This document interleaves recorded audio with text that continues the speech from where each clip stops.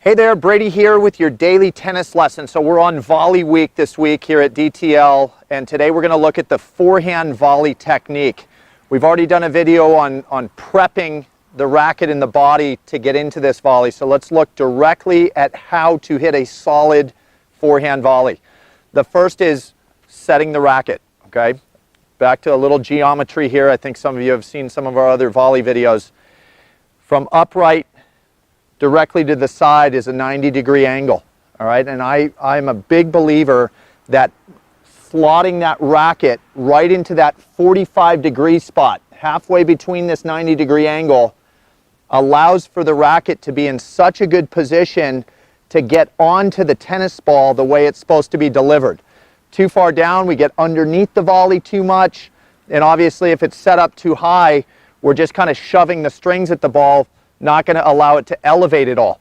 So that 45-degree position, it's really imperative. If there's a couple degrees up and down because the ball forced that, totally okay. I don't want you to feel like that 45-degree spot is like this rigid, tight little window, but we can't be working volleys out of this upright position, and we definitely don't want to be laying the racket down, chopping under the ball, because it's just going to elevate the ball too much. So look to set that forehand volley around 45 degrees. Okay, now the second part of a really good, solid, technical forehand volley is the step, right? I think a lot of us out there know that, all right, yeah, I'm supposed to step into my shot.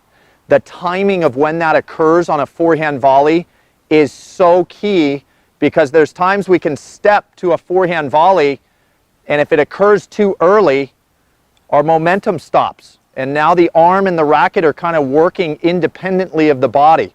If you have the ability to break down a little footage of your volley and you find that your step and contact are occurring simultaneously, that's okay. That's not the worst thing in the world.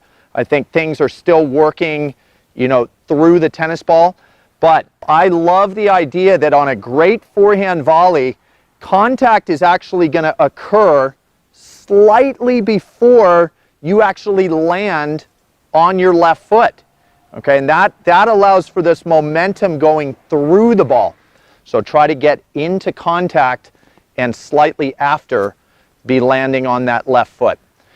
All right, and the third component of a technically sound forehand volley is the finish, right? And I want to basically allow for a slightly different finish on a forehand volley depending on how the ball is delivered to you.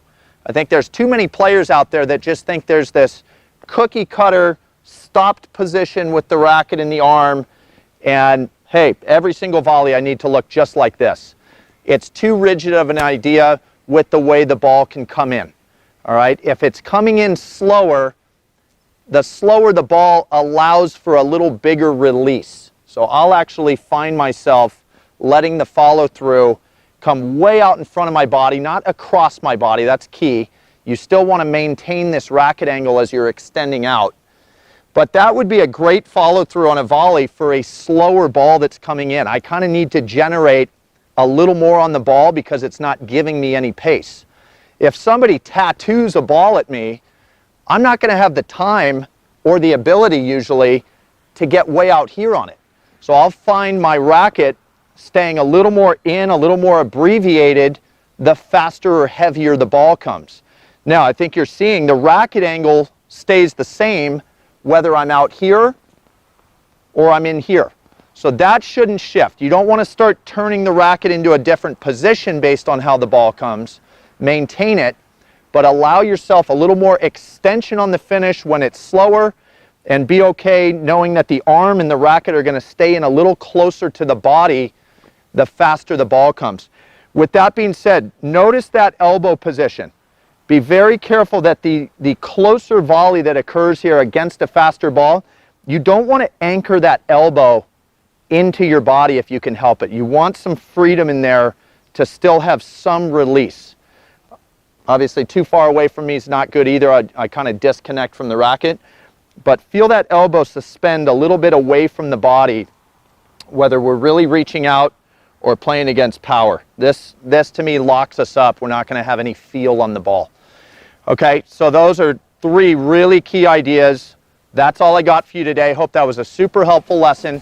Please click like below this video, and if you have not subscribed to our channel yet, please do so, as well as check down below me in the description of this video. You'll find the link to 3 free courses Mark and I have put together. I think you'll find those really helpful as well. All right, so until next time, be well, and we'll see you soon at Daily Tennis Lesson.